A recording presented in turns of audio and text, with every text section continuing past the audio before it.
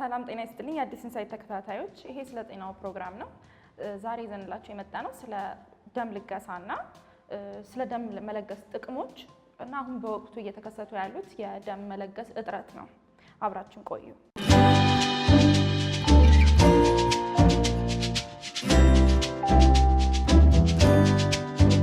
ደም መለገስ በዓለማችን በሚሊዮኖች የሚቆጠሩ ህሙማንን ወይም ደግሞ ደም እጥረት ያለባቸውን ሰዎች በከፍተኛ ደረጃ ይታደጋል። በኢትዮጵያ ውስጥ በግምት እስከ 100,000 የደም ዩኒት ያስፈልጋል እና ሰው ግን የሚሰጠው 43,000 ዩኒት ብቻ የሚያክል ነው በግምት ማለት ነው። እንደውም በWHO ወይም ደግሞ በዓለም ጤና ድርጅት ግምት ኢትዮጵያ ከሌሎች አፍሪካ ሀገራት በጣም በዝቅተኛ በፍላጎት ደም የሚሰጡ ሰዎች በጣም በዝቅተኛ ሁኔታ የሚሰጥበት ወይም የሚለገስበት ሀገር እንደሆነች ነው። ይህ ደግሞ እየሆነ ያለው የግንዛቤ እጥረት ወይም ደግሞ ስለ ደም መለገስ ጥቅሞች በቂ ግንዛቤ አለመኖር ችግር ነው። ታዲያ ዶክተር ኢዛቤል የደም መለገስ ጥቅሞች ምንድን ናቸው? ደም መለገስ ለሚሰጠው ሰው ብቻ ሳይሆን ለሚሰጠውም ሰው ጥቅሞች ይኖሩታል። ለምሳሌ ለታካሚው ከሆነ በሀገራችን ውስጥ በጣም በብዙ አይነት የተለያዩ በሽታዎች የሚጠቁ ሰዎች አሉ።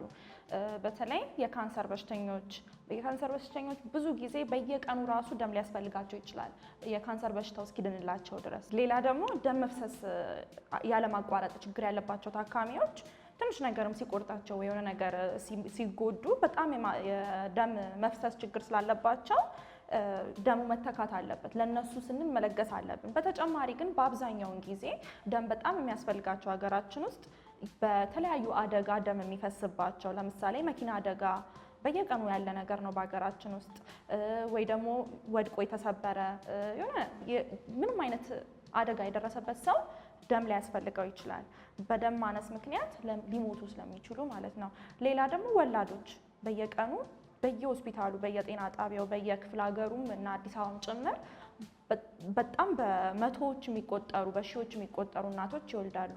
ምንም አይነት ችግር ከተፈጠረ ደም መፍሰስ ካጋጠማቸው እነሱን ማዳን የምንችለው ደም በመስጠት ነው። ለነሱ ሲባል ደም መለገስ አለብን። ስንቶቻችንን ግን ለደም መለገስ ለለጋሹም ጥቅም እንዳለው የምናውቀው? ብዙ ሰው አያውቅም። ብዙ የጤና ባለሙያም ራሱ አያውቅም። ግን በጣም ብዙ ጥቅሞች አሉት። የተለያዩ በሽታዎችን ይከላከልልናል። ለምሳሌ ሄሞክሮማቶሲስ የሚባል አለ። ሄሞክሮማቶሲስ ማለት የሰውነታችን ውስጥ ወይ ደማችን ውስጥ በጣም ብዙ የአይረን የሚባለው ንጥረ ነገር መብዛት ነው። ይሄ ደግሞ ሲበዛ ከደማችን ወጥቶ ወደ ተለያዩ የሰውነት አካላት ላይ ልብ፣ ኩላሊት፣ ጉበት ውስጥ የመጠራቀም አይነት ባህሪ ስለሚኖረው ደም መለገስ ግን ይሄንን ንጥረ ነገር አንድ ላይ ከደሙ ጋር አንድ ላይ ሆኖ ለሚያስፈልገው ሰው እንዲተላለፍ ያደርጋል። በዚህ ጊዜ ይሄንን በሽታ ይቀንስልናል ማለት ነው። ከሱ በተጨማሪ አሁን እንዳልነው ወደ ልብ፣ ወደ ኩላሊት፣ ወደ ጉበት የመሄድ አይነት ባህሪ ስለሚኖረው የልብ፣ የኩላሊት፣ የጉበትና የቆሽት በሽታዎችንም ይከላከልልናል። ከዛ ውጪ ልክ ከአይረን ጋር ደግሞ ተገናኝተው የሚመጡ የተለያዩ የደም ካንሰሮች አሉ። በተመሳሳይ ሁኔታ ደም በመለገስ የእነዚህን በሽታዎች የተለያዩ የደም ካንሰሮችን የመያዝ እድሉን ይቀንስልናል። በተጨማሪ በጣም ውፍረት ያለባቸው ሰዎች ደም በየ3 ወሩ ሲለግሱ በትንሿን ብትሆን የውፍረት መቀነስ አይነት ባህሪ ያሳያል። ስለዚህ ጥሩ ነው ማለት ነው። ብዙ ደማችን ውስጥ የሚገኙ ግሉኮስ እና ሌላ ብዙ ውፍረት የሚጨምሩ ነገሮች ስለሚኖሩ እነሱን አንድ ላይ ነው ለታካሚው የምንሰጠው ማለት ነው፣ ብዙ ንጥረ ነገሮችን። በተጨማሪ ደግሞ ደማችን ውስጥ የሚገኙ የደም ህዋሶች ለምሳሌ ቀይ የደም ህዋስ፣ ነጭ የደም ህዋስ ቶሎ እንዲመረቱ አዳዲስ ጤናማ የሆኑና በሽታንም ሆነ ምንም ቶሎ ለመከላከል ዝግጁ የሆኑ አዳዲስ ህዋሶች እንዲመረቱ ያደርጋል ማለት ነው። ይህ ማለት ግን ሁሉም ሰው ደም መለገስ ይችላል ማለት አይደለም። ዶክተር ኢየሩሳሌም ማን ናቸው ደም መለገስ የማይችሉት ሰዎች? ደም መለገስ የማይችሉትን ሰዎች ስናይ ተላላፊ በሽታ ያለባቸው ወይም ደግሞ ተጓዳኝ ውስጥ ደዌ በሽታ ያለባቸው ለምሳሌ የኤድስ በሽተኞች የሆኑ የሄፓታይተስ ቢ ወይም ሲ በሽታ ያለባቸው፣ ሲፊሊስ ያለባቸው፣ የአባላዘር የተለያዩ በሽታዎች አሉና እነዚህ በሽታዎች በደም የሚተላለፉ ስለሆኑ እነዚህ አይነት ሰዎች ደም መስጠት አይጠበቅባቸውም። ሌላው ደግሞ በ6 ወር ጊዜ ውስጥ ቀዶ ጥገና ያደረገ ሰው መስጠት አይጠበቅበትም። ወይም ደግሞ በቅርቡ ጊዜ ጽንስ የተቋረጠባት አንድ እናት እሷም መስጠት አይጠበቅባትም።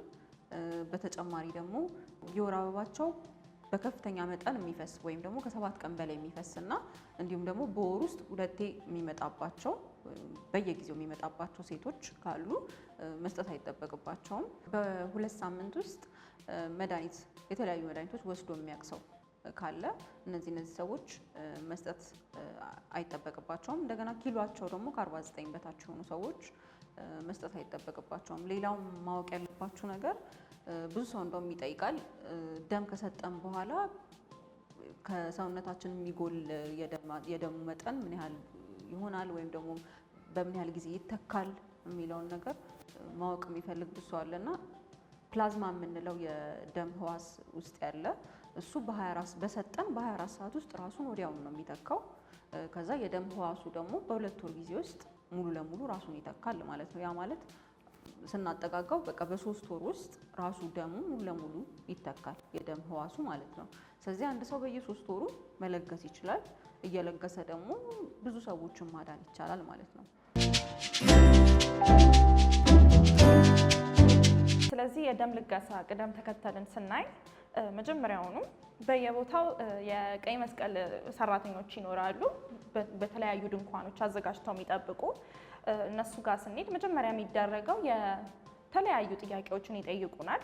መለገስ እንችላለን ወይስ አንችልም የሚለውን ነገር ለመለየት። ከዛ በተጨማሪ ኪሏችን ይለካል።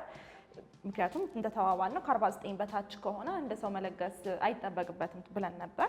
ከዛ ውጭ ደግሞ የደም ግፊታችን ይለካል።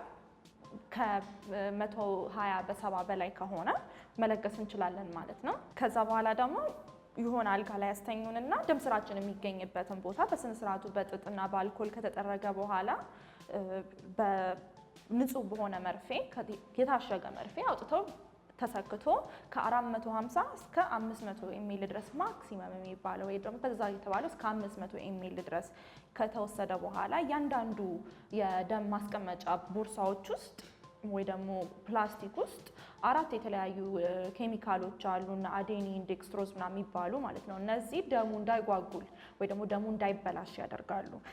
ከዛ ደግሞ ይሄ ደም የተለገሰው ደም ወደ ቀይ መስቀል ሄዶ የተለያዩ ምርመራዎች ይደረግለትና ጤናማ መሆኑ ከተረጋገጠ በኋላ ነው ለታካሚ የሚሄደው። ውጤታችንንም መስማት እንችላለን የቀይ መስቀል ጋር በመደወልም ሆነ ወይ ደግሞ ቀይ መስቀል ድረስ ሄደን ቁጥር ስለሚሰጠን ሄደን መጠየቅ እንችላለን። ምርመራው በዛውም ነፃ ምርመራ እንደተደረገልን ነው መቁጠር ያለብን። ደም ከለገስን በኋላ እዛችሁ የመጀመሪያ ደቂቃዎች ላይ ሊሰሙን የሚችሉ ነገሮች ሊኖሩ ይችላሉ፣ ሁሉም ሰው ላይ ባይሆንም። ለምሳሌ የማዞር አይነት ስሜት፣ የማቅለሽለሽ አይነት ስሜት፣ አንዳንድ ሰው ላይ እስከ ማስመለስ ወይ ደግሞ ራስን መሳት ድረስ ሊደርስ ይችላል። አይን ብዥታ ሊያመጣ ይችላል። ስለዚህ ምንድነው መደረግ ያለበት? ብዙ ጊዜ እነዚህ ነገሮች እንዳይከሰቱ ቀላል የሆኑ ምልክቶች ስለሆኑ እንዳይከሰቱ ከደም ከመስጠታችን በፊት ከ1 ሰዓት በፊት በዛ ከተባለ ምግብ መብላት አለብን። ከሰጠን በኋላ ደግሞ ሁሌ የቀይ መስቀል አባሎች ሚሪንዳ፣ ውሃ፣ ብስኩት ይሰጣል። ይሄ የደማችን ውስጥ ያለውን ስኳር ለመመለስ ነው። ምክንያቱም ስኳር ያነቃቃል ማለት ነው። ስለዚህ ይሄ ምንም ከባድ የሆነ በሽታ ወይ ደግሞ ከባድ የሆነ ምልክት ወይ ደግሞ ጉዳት የሚያመጣ አይነት ምልክት ስላልሆነ ምንም መፍራት አይጠበቅብንም። ጠብቀነውም ሊከሰት ይችላል ብለን ራሳችንን አሳምነን መስጠት እንችላለን ማለት ነው።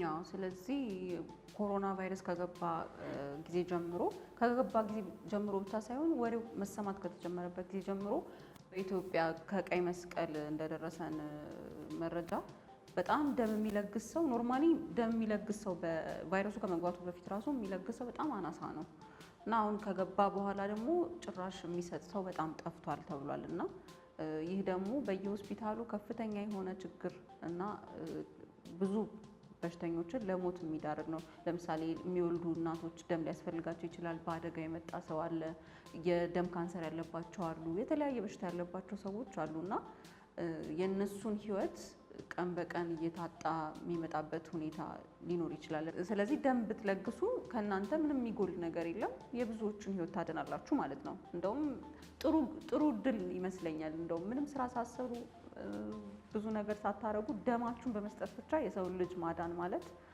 በጣም ደስ የሚል ነገር ነውና ስለግሱ አሪፍ ነው። ያው ቢያንስ ከተቻለ ድረስ ቢያንስ በኮሮናው በሽታ ምክንያት ሙሉ ለሙሉ ከቤት ሁሉም ሰው መውጣት እስኪያቆም ድረስ የቻልነውን ያህል ብንለግስ ለተወሰነ ጊዜ የተወሰኑ ሰዎችን ያተርፍልናል። እንደሱ ብቻ ሳይሆን በኮሮናው በሽታ ምክንያት ራሱ አንዳንድ ሰዎች ሙሉ ለሙሉ ሴፕሲስ በሚባለው ወይ ደግሞ የተሰራጨ ኢንፌክሽን በየቦታው ሰውነታችን ውስጥ በመሰራጨት የሚሞቱ አሉ። ይሄንን ሴፕሲስ አንዱ የምናክምበት መንገድ ደም በመስጠት ነው። ስለዚህ ለወላዶች ለአደጋ ለካንሰሮች ብቻ ሳይሆን በኮሮና በኋላ ራሱ ለሚጠቁ ወገኖቻችን መርዳት እንችላለን እና ማሰብ ያለባችሁ በየ3 ወሩ ደማችንን በመለገስ ብቻ በየ3 ወሩ አንዳንድ ሰው እያዳንን መሆኑን ብናስብ ጥሩ ነው። እንግዲህ ዛሬ ይዘንላችሁ የመጣ ነው ስለ ደም ልገሳ እና ደግሞ መለገስ እንዳለባችሁ እያንዳንዳችሁ ማለት ነው ችግር ከሌለባችሁ በስተቀር እንደምትችሉ ነግረናችኋል። በቂ ግንዛቤ ጨብጣችኋል ብለን እናስባለን። ጥያቄ ካላችሁ ኮሜንት አድርጉልን፣ እንመልሳለን። ሰብስክራይብ ማድረግ እንዳትረሱ፣ ሼር ማድረግ እንዳትረሱ፣ ላይክ አድርጉ። እናመሰግናለን።